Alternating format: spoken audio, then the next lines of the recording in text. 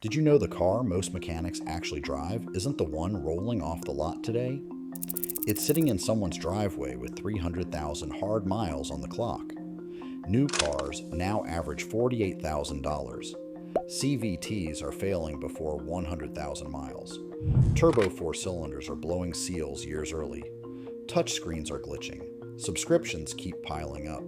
The cars everyone called outdated, the Corolla, the Camry, the Crown Victoria, are quietly outlasting all of them. Mechanics aren't buying new ones. They're buying old, simple, already proven. The math used to favor newer. Right now it doesn't. The game is flipped. What does $48,392 actually buy you in a new car right now? That's the average transaction price across the industry today. Not for a truck, not for a luxury sedan, just the average. Taxes, fees, and the basic trim most ordinary buyers walk away with before anyone even mentions interest. Step down and the math barely moves. A base compact, the kind that used to run under $20,000, now starts at $24,650. Want real safety tech and a decent stereo? That's $28,900. Want a mid-size family sedan with heated seats, a backup camera, adaptive cruise? That's $34,800, financed over 7 years just to keep the payment under $500 a month. That's not a typo. That's simply the new floor. Rewind to the late 1990s. A comparable mid-size sedan cost around $18,000. Adjust for inflation and you land near $32,000 in today's money. The basic family car on the lot right now costs more than its inflation-adjusted ancestor. And it delivers a fraction of the mechanical simplicity, a fraction of the parts that lasted, the engines that forgave neglect, the dashboards that never needed a software update just to keep the heat working. None of that happened by accident. Every redesign added a camera, a sensor, a screen, a software module, features stacked on features, each one marketed as progress, each one quietly becoming one more part that can fail in a way the original engineers never had to think about. The price tag isn't even the real problem. The real problem is what that price is actually paying for. Start with the CVT. The continuously variable transmission has replaced traditional automatics in nearly every compact and mid-size car on the market. CVTs run smoother on paper. In the real world, they're stretching, slipping, overheating, well before 100,000 miles. Replacing one can cost more than the engine sitting in front of it. Some manufacturers won't even sell a rebuilt unit. The entire transmission gets swapped. Full price. No negotiation, no shortcuts, no guarantee the replacement outlasts the one it's replacing, even though it should. Then there's the turbocharged four-cylinder, sold as the fuel-efficient alternative to a V6. It quietly needs seals, gaskets, sometimes a full rebuild, years ahead of schedule, because it's working twice as hard to make the power a bigger engine used to make without strain. Boost pressure that high for that long takes a toll. That toll never makes it onto the window sticker, and the warranty paperwork rarely mentions it either. Owners just find out the hard way, usually right after the coverage runs out. Then there's the dashboard. Climate control, radio, even basic settings, all buried inside one touchscreen. When it glitches, and they glitch, you can't fix it with a wrench. You need an appointment, a software update. Sometimes a part on back order for weeks in the middle of winter without heat. 10 years from now, when that screen fails and the manufacturer stops supporting the software, the car doesn't age gracefully. It goes obsolete, like a phone that can't update anymore, except it weighs 3,000 pounds and you still owe money on it. Add in the subscription fees now showing up for things that used to be standard. Remote start, heated seats, certain safety features, and the new car isn't just expensive to buy. It's expensive to keep, every single month, for as long as you own it. That's exactly why the mechanics working on these cars every day aren't driving them home at night. Ask any independent shop and you'll hear the same answer, regardless of brand loyalty or what's parked out front for customers. They see what fails. They see what gets towed in at 60,000 miles. They see what survives a decade of neglect without complaint. The cars they trust with their own money aren't rolling off this year's assembly line. They're older, simpler, already proven, and the list of which ones earns that trust is shorter and far more consistent than you'd expect. Start with the Toyota Corolla, not a specific generation, not a special edition, just Corollas going back to the early 2000s. Mechanics see them come through with 250,000, 300,000, even 350,000 miles on the original engine. Often nothing more than oil changes, a timing belt, and routine maintenance keeping them alive that whole time. The 1ZZ and 2ZR engines were built with enough mechanical margin to shrug off the kind of neglect that would kill a modern engine years earlier. Parts are everywhere, cheap, plentiful, interchangeable across nearly 2 full decades of production, with no shortage in sight. An independent shop can fix one in an afternoon, with no dealer, no software update, no back-ordered sensor shipping in from overseas. Right alongside it sits the Toyota Camry. The same philosophy, with a little more size and comfort. The same engine families show up here, scaled up, paired with a chassis that was never asked to do anything fancier than get someone to work and back. Shops that have rebuilt 100 Corollas will tell you the Camry breaks down the exact same way. Rarely, predictably, almost always from neglect rather than design. The reliability numbers follow the exact same pattern, generation after generation, regardless of which decade the car actually rolled off the line. Camrys with 280,000 and 300,000 miles aren't rare success stories. Mechanics swap over coffee. They're routine, expected, almost boring in how little drama they cause on a lift. A timing chain instead of a belt on later models only adds to the case. That's the highest compliment a mechanic can pay any car, and it's one this badge has earned for 30 straight years, without a marketing department saying a word. And Corolla and Camry are only where the list starts. Ask the same mechanics what else they'd trust with 300,000 miles ahead of it, and the answers repeat themselves with the same confidence. Different badges entirely, same underlying logic, same overbuilt simplicity underneath the sheet metal. Some of the names that come next aren't even Toyotas, a couple aren't even imports. Every one of them shares the same quiet pedigree. Built before complexity was mistaken for quality, and still proving it on the road every single day. Move to Honda next, and the same pattern shows up again. The Civic carries a reputation mechanics built themselves generation after generation on engines that ask for almost nothing and rarely complain when they don't get it. A Civic with 280,000 highway miles isn't treated like a survivor. It's treated like a normal outcome, the same way a sunrise is a normal outcome.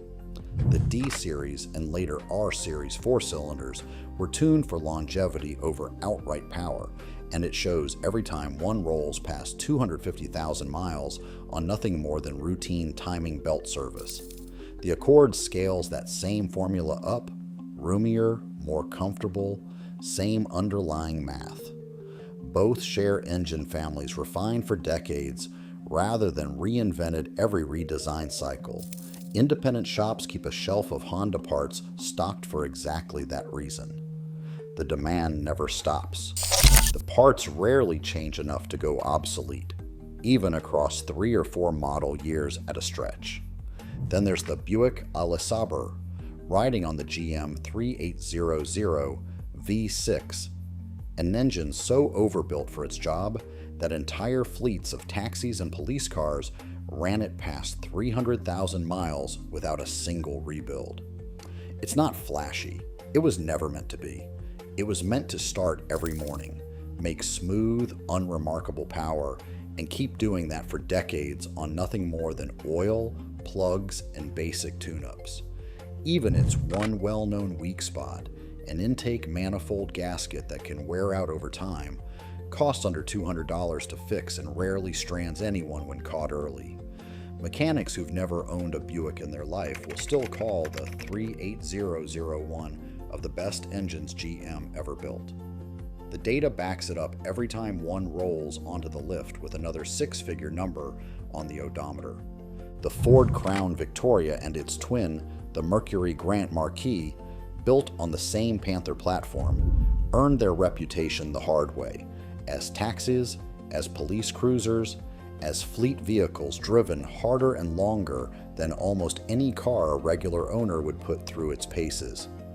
If a body-on-frame design with a simple pushrod V8 can survive that kind of daily abuse for 500,000 miles, idling for hours, then redline minutes later, it can survive a quiet retirement in someone's driveway without complaint. Parts interchange almost completely between the two badges, which doubles the used supply on every shelf without doubling the price. Mechanics who cut their teeth on fleet maintenance still rank the Panther platform near the top of anything they've worked on, engineered to be serviced quickly, cheaply, and without surprises. Round out the list with the Lexus ES, essentially a Camry wearing a nicer suit, sharing the same engine architecture and the same mechanical patience, just with better sound insulation and a smoother ride. Mechanics who work on luxury cars all day will quietly point to the ES as the one badge in that segment that doesn't generate constant electrical gremlins or transmission drama the moment the warranty runs out. 5 very different badges, 5 very different price points when new, a budget Buick, a working class Ford and Mercury, a compact and a mid-size Honda, a Toyota engineered luxury sedan, and the exact same underlying philosophy holding every one of them together. Simple architecture, naturally aspirated engines, nothing engineered to fail on a schedule just to sell a replacement. None of that happened by coincidence across 5 unrelated manufacturers. It happened because, for a couple of decades, durability itself was still the selling point, not an afterthought buried under a list of subscription features nobody asked for. If you're finding this useful, take a second and hit that like button, and subscribe if you want more of these breakdowns before you shop for your next car. Appreciate the support. Now here's where it gets worse. That shared philosophy is exactly what's missing from the repair bill on a modern car. Take something as basic as an alternator. On any of these 5, a competent independent shop can swap one in under an hour, using a part that costs $90 to $150 with no special tools and no software involved. Try that same repair on a lot of current models, and the shop first has to plug in a scan tool just to relearn the battery management system afterward, turning a 30-minute job into something far longer and far more expensive. That gap only gets wider once software gets involved. Plenty of newer vehicles now require a manufacturer-specific diagnostic subscription just to read certain fault codes. Some repairs won't even take effect until the dealer system authorizes them remotely, sometimes a day or two later, even after the new part is already bolted in place and the warning light is staring back at the owner. An independent shop can have the right part on the counter, the bay open, the technician ready, and still be stuck waiting on a software handshake before the car will accept it as installed. None of these 5 cars have ever asked anyone for permission to be fixed, and none of them ever will. The subscription side of it is even stranger once you look at it. Features that used to be hardware, heated seats, remote start, certain driver assist functions, are now gated behind a monthly fee, even though the parts are already physically installed in the car the owner already paid for. Cancel the subscription and the hardware doesn't disappear. The function does, sitting there inert until someone pays for it again. It's a strange kind of ownership where the bill never actually stops, long after the loan does, and where paying the car off in full still doesn't mean every feature inside it actually belongs to you. Independent shops feel that shift just as much as owners do, every single week. A mechanic who spent 20 years building a reputation on fixing anything that rolls through the door, on any badge, in any condition, now has to explain more and more often that a repair is technically possible but functionally blocked until a dealer system signs off on it. That's not a skill problem, that's not a tools problem, and it never was. It's a permission problem built into the car on purpose, and it's becoming the new normal one model year at a time. That permission problem doesn't stay contained to one fault code or one stubborn blinking warning light on a Tuesday morning. It spreads. Parts scarcity that's almost designed in from the start. Plenty of newer models ship with components sourced from a single supplier, built specifically for that model year, with no aftermarket equivalent allowed to exist. When that part fails outside the warranty window, the owner isn't choosing between 3 shops and 2 prices the way they would on any of the 8 badges this list is built around. There's one number to call, one price to pay, one wait time to accept. Nobody else is legally or technically able to build the replacement. Right to repair laws are starting to chip away at this, state by state, case by case. But the fight is slow, and the manufacturers have a decade of head start, plus the lawyers and lobbyists to keep stretching that lead. In the meantime, independent shops improvise, sourcing used modules off salvage cars, calling around to 3 other shops to see who's got a spare, or simply turning customers away and telling them to call the dealer, the exact opposite of what an independent mechanic wants to say to anyone walking through the door looking for help. Dealer-only diagnostics aren't a rare edge case anymore. They're becoming the default, baked in at the factory instead of bolted on as an afterthought somebody could quietly remove later. None of these 5 families, Corolla, Camry, Civic, Accord, Buick LeSabres, Crown Victoria, Grand Marquis, Lexus ES, were ever designed around that kind of dependency. The enforcement technology simply didn't exist yet when they were originally built. That's not nostalgia talking, and it never was. That's just timing, plain and simple, and it happens to work entirely in their favor today, whether anyone ever planned it that way or not. Look at the smallest part on any of them, a basic ignition coil or a simple crank, position sensor, the kind of component nobody thinks about until it fails on a cold morning. On a Crown Victoria, that sensor costs about $35. Any decent shop can swap it in 20 minutes, no scan tool required to authorize the install, no appointment needed 3 weeks out. On a lot of current models, the equivalent part is wrapped into a seal sensor cluster that costs 10 times as much and still needs a software relearn before the engine will even idle correctly, sometimes requiring a second visit just to clear the code. Same function, same job. A completely different financial outcome depending only on which decade happened to build the car sitting in the bay. That one small part says everything the rest of this list has been pointing toward. It's not about nostalgia for simpler times. It's not about refusing new technology out of stubbornness. It's about math, plain and simple, and the math has quietly flipped.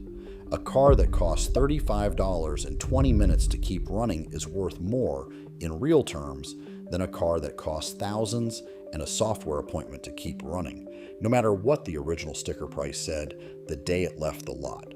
That's exactly why the used market for these cars keeps climbing instead of falling the way every depreciation curve says it should. Clean Crown Victorias worth $3,000 5 years ago are selling for $7,000 and $8,000 now, sometimes more if the mileage is low and the rust is light. Buick LeSabres are following the same curve. So are well-kept Civics and Accords with documented maintenance records. A Lexus ES with a clean title and under 150,000 miles barely sits on a lot for a week. Mechanics aren't just maintaining these cars anymore. Plenty of them are buying up the clean ones whenever they show up, holding on to them or passing them to family instead of letting a stranger get the deal, because they understand something most car shoppers haven't caught on to yet. The manufacturers built an entire business model on the assumption that nobody would notice, that complexity would always look like progress, and that owners would keep paying whatever the dealer's software demanded without asking why it was necessary in the first place. For a long time, that assumption held because most people genuinely didn't have the information to question it, but the cracks are visible now. Every CVT that fails early, every subscription fee for a feature that was always physically there, every repair delayed by days because a part wasn't allowed to exist outside one factory's approved supply chain. The pattern is no longer hidden, it's just waiting for enough people to compare notes. And through all of it, these 8 badges, Corolla, Camry, Civic, Accord, Buick LeSabres, Crown Victoria, Grand Marquis, and Lexus ES, just kept running, the same way they always have, on parts you can still buy at any counter in the country, fixed by anyone willing to pick up a wrench and a basic socket set. No subscription required, no remote authorization, no waiting on a server somewhere to decide a repair is allowed to take effect. They were never the backup plan, even when the ads and the dealership floor plans tried to convince everyone otherwise. They were the answer the whole time, quietly proving it one oil change and one timing belt at a time, while the rest of the market chased features nobody actually asked their mechanic about first. The old car, everyone said, to scrap 5 years ago, is the one still running strong today, still earning trust 1 mile at a time, long after the newer ones it was supposed to replace started needing their first software update. So tell me, which one of these 5 do you drive right now, used to drive, or wish you'd never sold? Drop it in the comments. And if this saved you from an expensive mistake, hit that like button and subscribe. Thanks for watching, and see you in the next video.